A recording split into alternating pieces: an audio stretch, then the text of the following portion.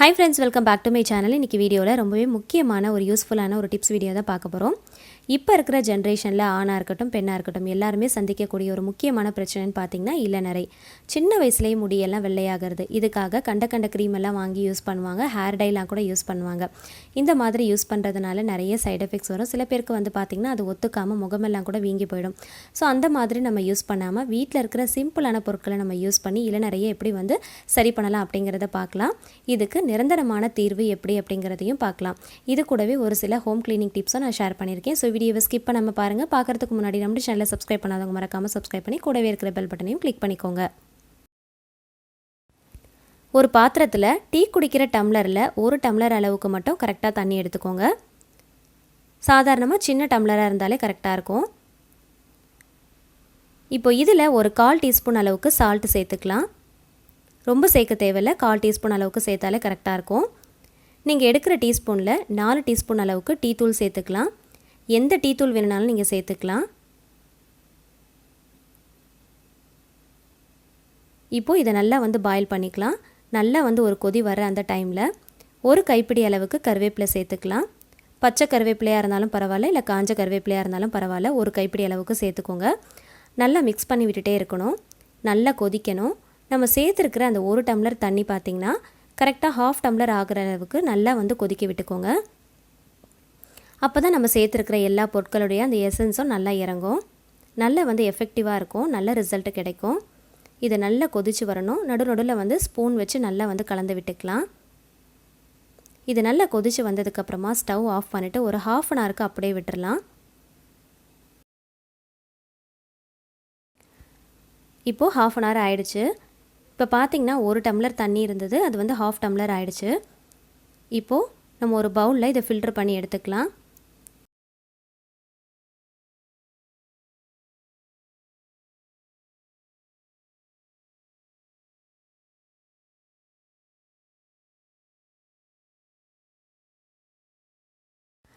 இதை ஃபில்டர் பண்ணும்போது இந்த மாதிரி ஒரு ஸ்பூன் வச்சு நல்லா அழுத்தி விட்டு ஃபில்டர் பண்ணிக்கலாம். அப்போ தான் நம்ம சேர்க்குற அந்த எல்லா பொருட்களுடைய அந்த எசன்ஸ் எல்லாமே நல்லா இறங்கி கிடைக்கும். ரொம்ப சூப்பரான நல்ல எஃபெக்டிவான ஒரு ரெமெடி தாங்க இது. கண்டிப்பாக ட்ரை பண்ணி பாருங்கள். நல்ல ரிசல்ட் கிடைக்கும். இதை எப்படி அப்ளை பண்ணலாம் அப்படிங்கிறத சொல்கிறேன். இதை அப்ளை பண்ணுறப்போ உங்களுடைய ஹேரில் ஆயில் இல்லாத மாதிரி பார்த்துக்கோங்க. நீங்கள் ஹேர் வாஷ் பண்ணுறீங்க இல்லையா, அந்த டே நீங்கள் யூஸ் பண்ணலாம். நைட்டு நீங்கள் படுக்க போகிறதுக்கு முன்னாடி உங்களுடைய தலைமுடியில் அந்த வேரில் படுற அளவுக்கு அப்ளை பண்ணி நல்லா வந்து லைட்டாக மசாஜ் பண்ணிக்கோங்க. ஸ்ப்ரே பாட்டில் இருந்துச்சு அப்படின்னா அதில் ஃபில் பண்ணிவிட்டு ஸ்ப்ரே பண்ணிவிட்டு மசாஜ் பண்ணலாம். அப்படி இல்லைனா பரவாயில்ல, கையால் எடுத்து அந்த வேர் பகுதியில் நல்லா படுற அளவுக்கு நல்லா வந்து அப்ளை பண்ணிவிட்டு லைட்டாக வந்து மசாஜ் பண்ணிக்கோங்க. மசாஜ் பண்ணிவிட்டு படுத்துடலாம். மார்னிங் எந்திரிச்சு நம்ம நார்மல் வாட்டரில் வாஷ் பண்ணிக்கலாம். இதுக்காக நம்ம ஷியாக்காவோ ஷாம்போ எதுவுமே யூஸ் பண்ணக்கூடாது. இதை அப்ளை பண்ணும்போது ஹேரில் ஆயில் இருக்கக்கூடாது. அதே மாதிரி நைட்டு தான் அப்ளை பண்ணணும். லைட்டாக வந்து மசாஜ் பண்ணணும். மார்னிங் வந்து நார்மல் வாட்டரில் வாஷ் பண்ணணும். சீயக்காய் ஷாம்பு எதுவுமே யூஸ் பண்ணக்கூடாது. இதை ஒன்ஸ் நீங்கள் யூஸ் பண்ண ஆரம்பிச்சிட்டிங்க அப்படின்னா நீங்கள் கண்டினியூ பண்ணணும். வீக்லி ட்வைஸ் கண்டிப்பாக நீங்கள் வந்து யூஸ் பண்ணிகிட்டே வரணும். நீங்கள் கண்டினியூ பண்ணாதான் உங்களுக்கு வந்து நல்ல ரிசல்ட் கிடைக்கும். நீங்கள் விட்டு யூஸ் பண்ணிங்க அப்படின்னா அந்தளவுக்கு உங்களுக்கு ரிசல்ட் கிடைக்காது. ஸோ கண்டிப்பாக வந்து நீங்கள் ட்ரை பண்ணி பாருங்கள். நல்ல ரிசல்ட் கிடைக்கும். நம்ம ஃபில்டர் பண்ண இந்த பொருளை தூக்கி போடாமல் ஒரு க்ளீனிங் பர்பஸ்க்கு நம்ம யூஸ் பண்ண போகிறோம். அது என்னங்கிறத வீடியோவில் டீட்டெயிலாக பார்க்கலாம். ஸ்கிப் பண்ணாமல் பாருங்கள். பிகினர்ஸ் செய்கிற மாதிரி ஒரு சிம்பிளான ரெசிபி தான் நான் ஷேர் பண்ணியிருக்கேன். கடாயில் 2 டேபிள் ஸ்பூன் அளவுக்கு கடுகெண்ணெய் சேர்த்துக்கலாம். ஆயில் நல்லா ஹீட் ஆனதுக்கப்புறமா கடுகு, உளுந்து, கடலைப்பருப்பு சேர்த்து பொரிய விட்டுக்கோங்க. நறுக்குன பச்சை மிளகாய், கருவேப்பிலை சேர்த்து பொரிய விட்டுக்கலாம். இது எல்லாமே நல்லா பொரிஞ்சதுக்கப்புறமா ஒரு பெரிய வெங்காயத்தை நல்லா தின்னா ஸ்லைஸ் பண்ணி வச்சுருக்கேன். அதையும் இது கூட சேர்த்து நல்லா வதக்கி விட்டுக்கலாம். வதங்கும் போது தேவையான அளவுக்கு உப்பு சேர்த்து வதக்கணும் அப்படின்னா சீக்கிரமாக வதங்கிடும். இப்போ இது எல்லாமே வதங்கினதுக்கப்புறமா ஒரு 1/2 டீஸ்பூன் அளவுக்கு ஜிஞ்சர் கார்லிக் பேஸ்ட்டை ஆட் பண்ணிவிட்டு வாசனை போகிற அளவுக்கு நல்லா வதக்கி விட்டுக்கலாம். எந்த அளவில் நம்ம வெங்காயம் எடுக்கிறோமோ அதே அளவில் தக்காளி எடுத்து அதையும் தின்னா ஸ்லைஸ் பண்ணி சேர்த்துட்டு நல்லா வந்து மசிய வதக்கி விட்டுக்கலாம். இது எல்லாமே நல்லா வதங்கினதுக்கப்புறமா 1/4 டீஸ்பூன் அளவுக்கு மஞ்சள் தூள், உங்களுடைய காரத்துக்கு ஏற்ற போல் மிளகாய்த்தூள், தனியாத்தூள் சேர்த்துக்கோங்க. இது மசாலா வாசனை போகிற அளவுக்கு நல்லா வதக்கி விட்டுக்கோங்க. மீடியம் சைஸில் டம்ளர் எடுத்திருக்கேன். அதில் 2 டம்ளர் அளவுக்கு வாட்டர் ஆட் பண்ணியிருக்கேன். நல்லா மிக்ஸ் பண்ணிவிட்டு உப்பு காரம் கரெக்டாக இருக்கான்னு செக் பண்ணிக்கோங்க. மூடி போட்டு ஒரு கொதி வர அளவுக்கு நீங்கள் வெயிட் பண்ணிக்கோங்க. ஒரு கொதி வந்ததுக்கப்புறமா இது கூட நம்ம சேமியா ஆட் பண்ண போகிறோம். சேமியா வந்து சில பேர் சேர்க்குறப்போ உடச்சி விட்டுட்டு சேர்ப்பாங்க. அந்த மாதிரி சேர்க்காமல் முழுசாக சேர்த்துக்கோங்க. உடச்சி விட்டுட்டு சேர்த்தோம் அப்படின்னா சீக்கிரமாக குழஞ்சி போன மாதிரி ஆகிடும். ஸோ அதனால் சேமியா வந்து அப்படியே தான் சேர்க்கணும். சேர்த்துட்டு நல்லா மிக்ஸ் பண்ணி விட்டுக்கோங்க. ஒரு பேக்கெட் சேமியாவுக்கு மீடியம் சைஸில் டம்ளரில் 2 டம்ளர் அளவுக்கு தண்ணி சேர்த்திங்க அப்படின்னா கரெக்டாக இருக்கும். மூடி போட்டு சிம் டு மீடியம் ஃப்ளேமில் வச்சு கரெக்டாக ஒரு 5 நிமிஷத்துக்கு குக் பண்ணாலே போதும், சீக்கிரமாக வெந்துடும். இப்போ பாருங்கள், கொஞ்சம் கூட உடையாமல் குழையாமல் நல்லா உதிரியாக நல்லா சூப்பராக வந்திருக்கு. ஸோ இந்த குவான்டிட்டியில் இந்த மாதிரி ரேஷியோவில் நீங்கள் வாட்டர் வச்சு நீங்கள் செஞ்சு பாருங்கள். ரொம்ப சூப்பராக வரும். பிகினர்ஸ்க்கு இது ரொம்பவே ஹெல்ப்ஃபுல்லாக இருக்கும். கண்டிப்பாக ட்ரை பண்ணி பாருங்கள், ரொம்பவே சூப்பராக வரும். ரொம்ப சிம்பிளாக செய்யக்கூடிய ஒரு ரெசிபி தான். கடைசியாக நறுக்குன கொத்தமல்லி இலைகளை தூவி நல்லா மிக்ஸ் பண்ணிவிட்டு சர்வ் பண்ணி பாருங்கள். டேஸ்ட் ரொம்பவே சூப்பராக இருக்கும், பார்க்குறதுக்கும் ரொம்பவே அழகாக இருக்கும். ஸோ கண்டிப்பாக ட்ரை பண்ணி பாருங்கள், பிகினர்ஸ்க்கு ரொம்ப யூஸ்ஃபுல்லாக இருக்கும்.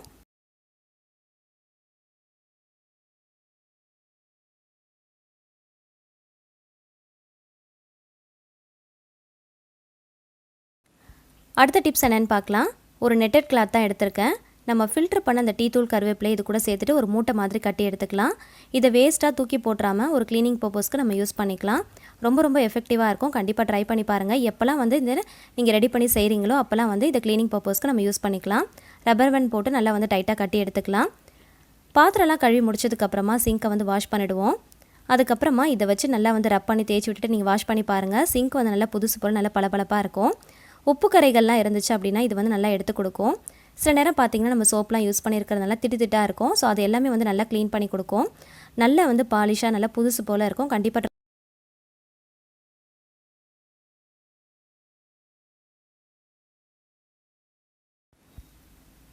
இப்போது சிங்கில் இருந்த அந்த வெள்ளையாக திட்டுக்கள் அந்த உப்பு கரைகள் எல்லாமே வந்து நல்லா க்ளீன் ஆகிடுச்சு.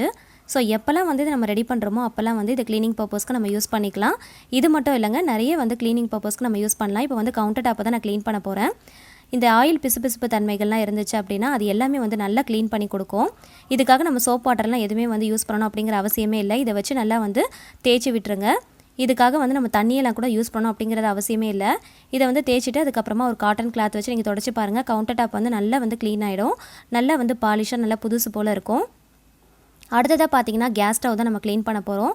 கேஸ் ஸ்டவ்வில் பார்த்தீங்கன்னா நிறைய வந்து ஆயிலெலாம் படிஞ்சிருக்கு, நிறைய பிசுபிசுப்பு தன்மை நிறைய இருக்குது. ஸோ அதை தான் நம்ம க்ளீன் பண்ண போகிறோம். இதை வச்சு நல்லா வந்து லைட்டாக தேய்ச்சி விட்டுக்கலாம். எந்த சோப் வாட்டரும் நம்ம யூஸ் பண்ண போகிறதில்ல. லைட்டாக இதை வச்சு மட்டும் நம்ம நல்லா தேய்ச்சி விட்டுக்கலாம். எந்த இடத்துலலாம் வந்து ஆயில் பிசுபிசுப்பு அந்த கரைகள்லாம் இருக்கோ அந்த இடத்துல நல்லா வந்து ரப் பண்ணி தேய்ச்சி விட்டுக்கலாம். தேய்ச்சி விட்டுட்டு சாதாரணமாக வந்து நம்ம தொடச்சி எடுத்தாலே போதும். நல்லா வந்து கேஸ் அடுப்பு நல்லா புதுசு போல் பல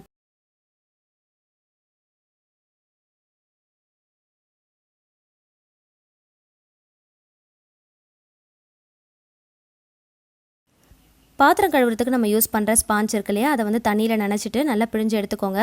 அதை யூஸ் பண்ணி ஒரு 2 தடவை நம்ம தொடச்சி விட்டாலே போதும். நல்லா வந்து புதுசு போல் நல்லா பளபளப்பாக ஆகிடும்.